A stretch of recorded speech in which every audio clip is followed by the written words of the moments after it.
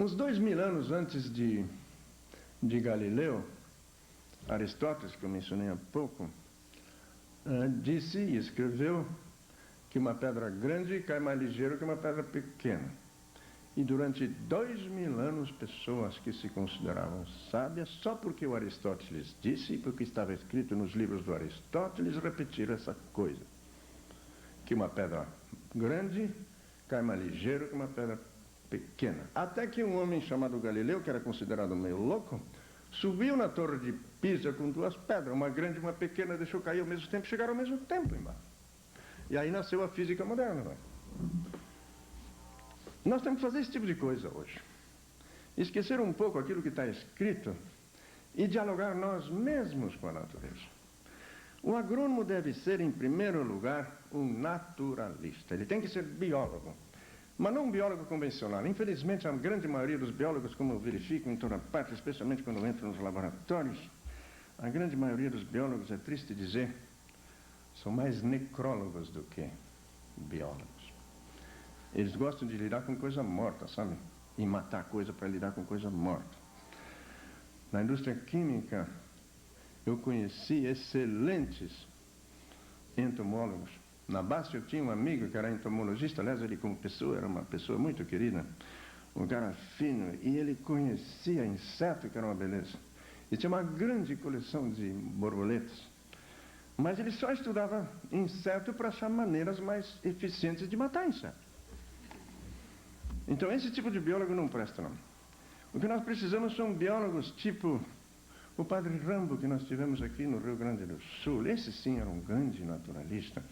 Como professor de talvez alguns que aí estão sentados aqui, o Sr. Alary Schultz. Ali nós tivemos um grande naturalista. Naturalista é uma pessoa que dialoga com o mundo vivo, que sente a vida, que se aprofunda na parte científica da vida, certo, mas que tem sentimento pela vida. Infelizmente, hoje, não existe mais, eu me atrevo a dizer isso sim, não existe mais universidade. O que era a universidade? Quando foram fundadas as primeiras universidades, no fim da Idade Média, por exemplo, aquela Universidade de Praga, a Universidade Alemã de Praga, uma das primeiras na Europa, a universidade era um lugar de fermento intelectual, de apresentação e derrubada de paradigmas, de choque de intelectos, de discussão violenta.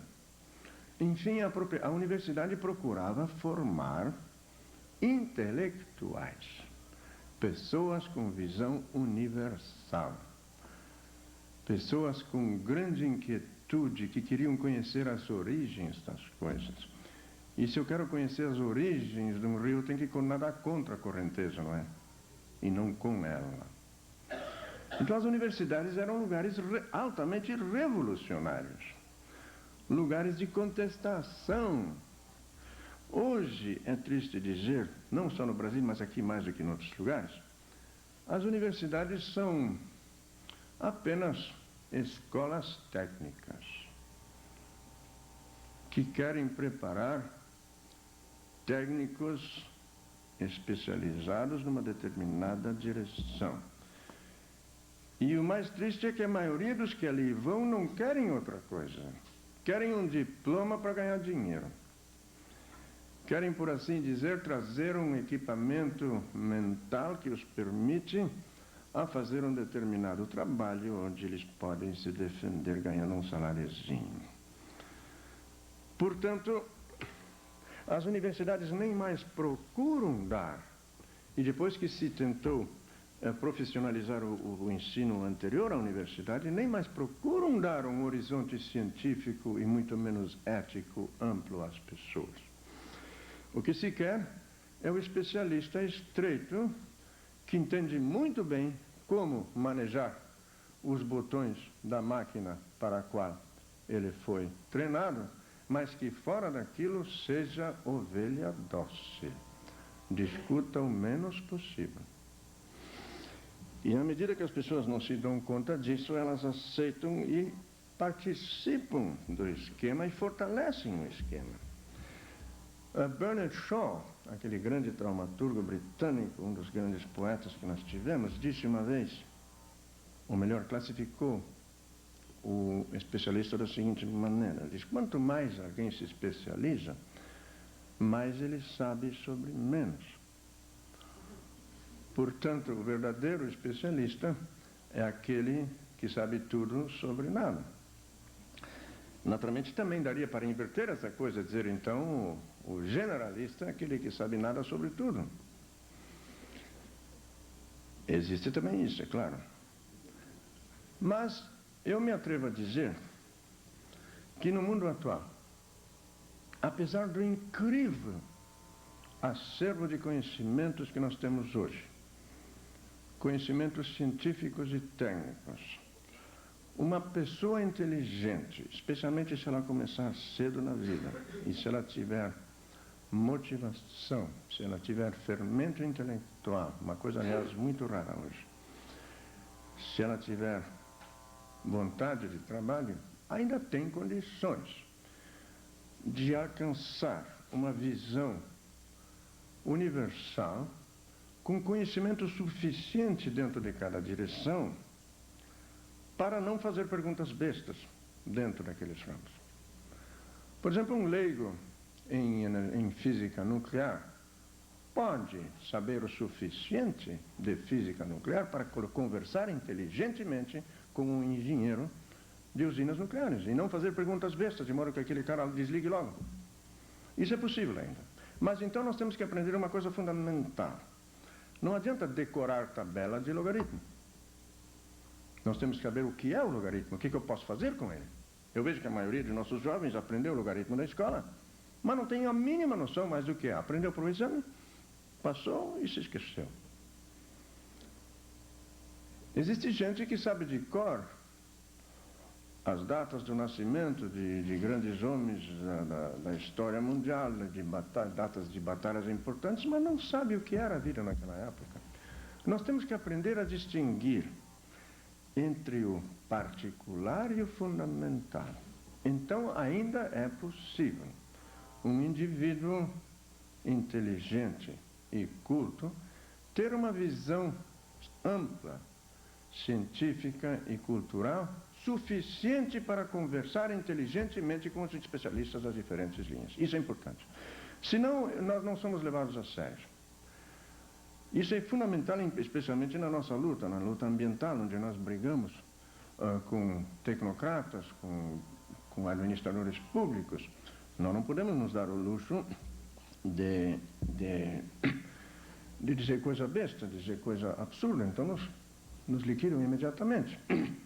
Mas temos que ter o conhecimento suficiente dos aspectos fundamentais de cada disciplina para poder discutir inteligentemente.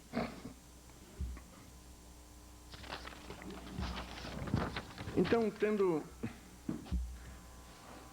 tendo feito essas considerações mais amplas, eu quero chegar agora a um aspecto mais concreto, mais particular, ainda dentro da problemática da fitossanidade, que é um dos aspectos mais importantes na agronomia. A pena que eu não me esqueci de trazer um livro importante que vocês todos deveriam de ler. Nós mencionamos há pouco que a praga não é aquele inimigo arbitrário. O serrador não acaba com toda a cássia. A erva de passarinho não se alastra em todo o eucaliptado, se alastra em determinadas árvores, em determinadas áreas, mas não em outras. O pulgão, em certos momentos, ataca uma plantação de tomate, em outros não. Ou ele começa atacando, depois dá para trás. Se vocês observarem um carreiro de saúva, e fizeram o que pouca gente faz, em geral, quando o pessoal vê a saúva, eles vão logo buscar o veneno, a isca. Mas é mais interessante seguir o carreiro e ver o que elas estão cortando e aonde estão cortando. E aí a gente nota que, às vezes, elas passam ao largo de dezenas de plantas, podem ser arbustos, ou ervas, ou gramíneas, seja lá o que for, idênticas àquela que elas estão cortando mais lá adiante. Por que estão cortando lá e não estão cortando aqui? A pesquisa que eu vejo que está sendo feita com saúva aqui É só na procura de como matar a própria saúva ou matar o fungo dela. Mas ninguém está procurando entender quando é que a saúva corta e quando é que ela não corta. E por que que ela corta? Por que que o pulgão em determinados momentos ataca um tomateiro e em outros não? Por que que em determinados momentos dá fumagina? Na minha cítrica, em outros não dá. Por que que o cancro cítrico, em certos momentos, é um desastre, em outros não? Se eu entrar num pomar e procurar o cancro cítrico apenas e depois for embora, se eu achei ou não achei, aí eu não vou descobrir essas coisas. Mas eu tenho que perguntar também ao agricultor, ou melhor, primeiro eu tenho que olhar o solo daquele pomar. Aí já tem muita coisa interessante. As ervas naturais que tem. Se eu entro, por exemplo, lá em Pelotas, numa plantação de pêssego, e vejo que tem ali dentro uma monocultura de guanchuma, só guanchuma. O que isso me diz? Isso me diz muita coisa. Agora, na escola de agronomia, isso não é ensinado, né?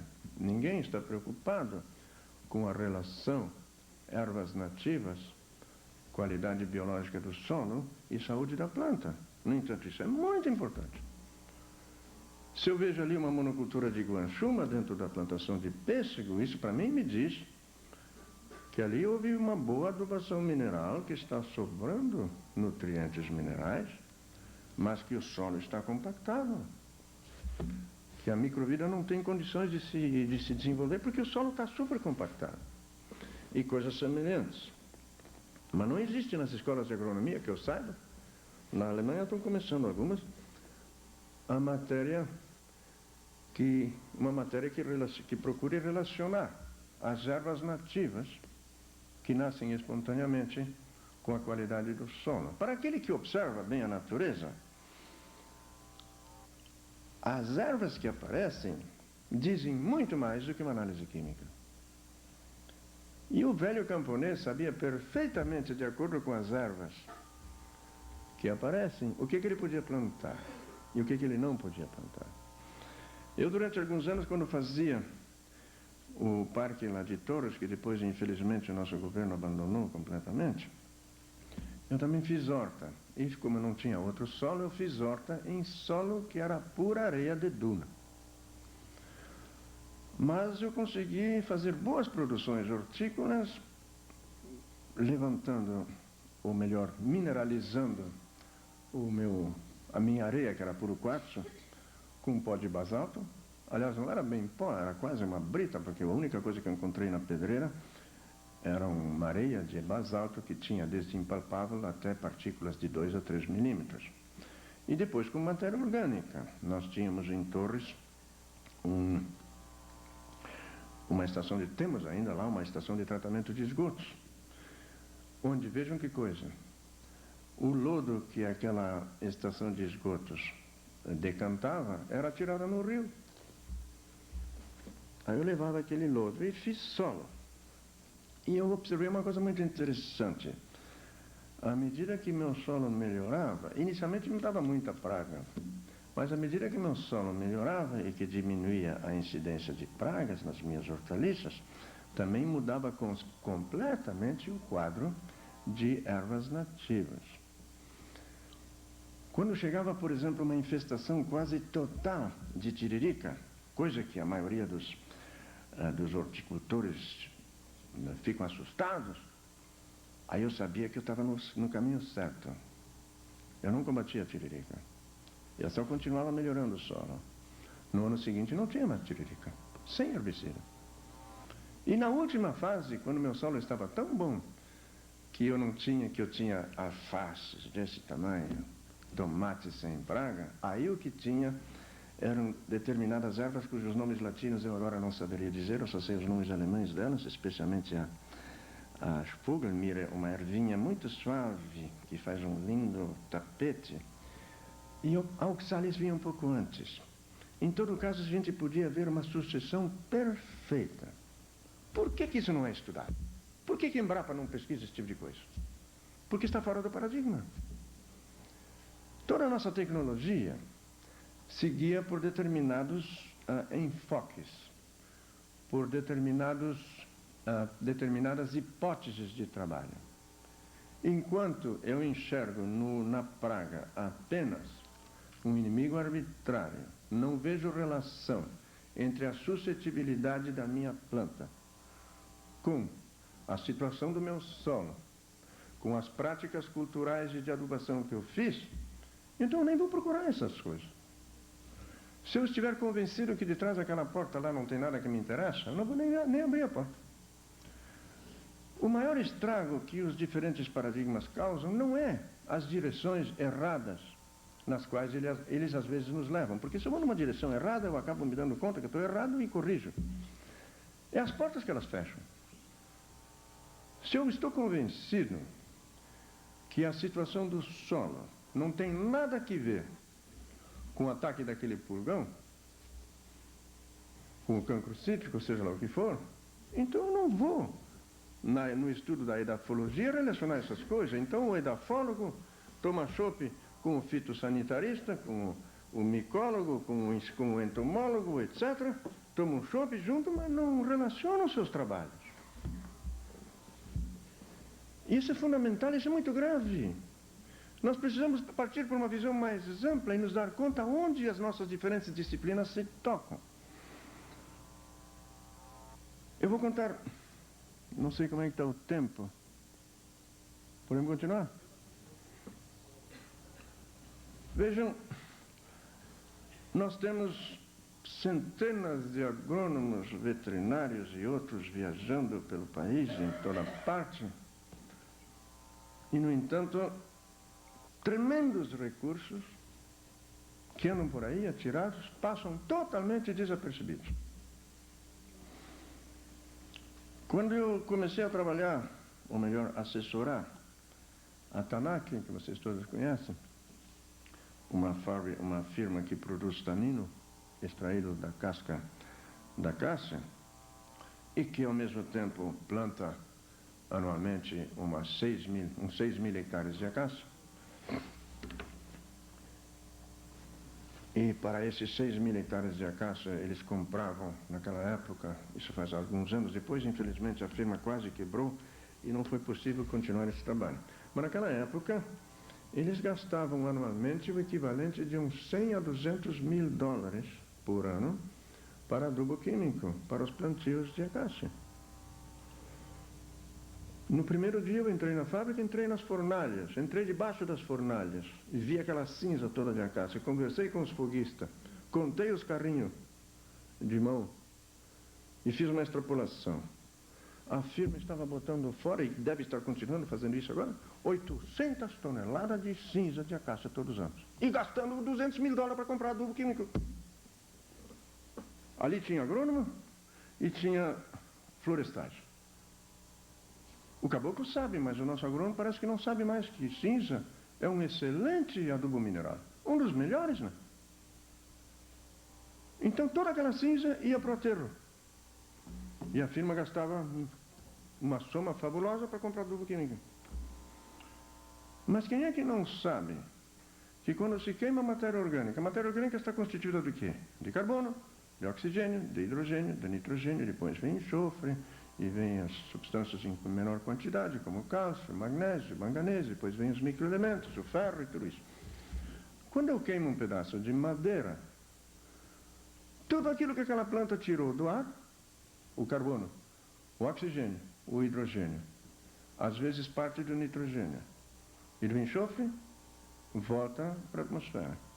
E tudo aquilo que aquela planta tirou do solo, o fósforo, o potássio, o cálcio, o manganês, o sódio e assim por diante, os microelementos todos, até o vanádio e assim por diante, tudo que a planta tirou do solo fica na cinza. Pode haver um adubo mineral melhor e mais bem equilibrado do que uma cinza? E os nossos agrônomos não enxergam essas coisas. Aqui no nosso estado estamos botando fora pelo menos 20 a 30 mil toneladas de cinza. Se vocês visitarem a Olvebra, está aqui o livro, muito importante. Se vocês visitarem a Olvebra em Pelotas, bom, não sei se ainda é assim, era assim, mas alguns anos atrás, eles botam fora e vai para aterro. Do lado Acaster, que hoje se chama, não me lembro mais como é que se chama, mudou de nome. As duas juntas botam fora umas 4.000 toneladas de cinza. E a escola de agronomia está ali do lado. Como é que os agrônomos não enxergam essas coisas? Estão sempre promovendo o pacote tecnológico que interessa às multinacionais lá fora e não enxergam os recursos que estão aqui.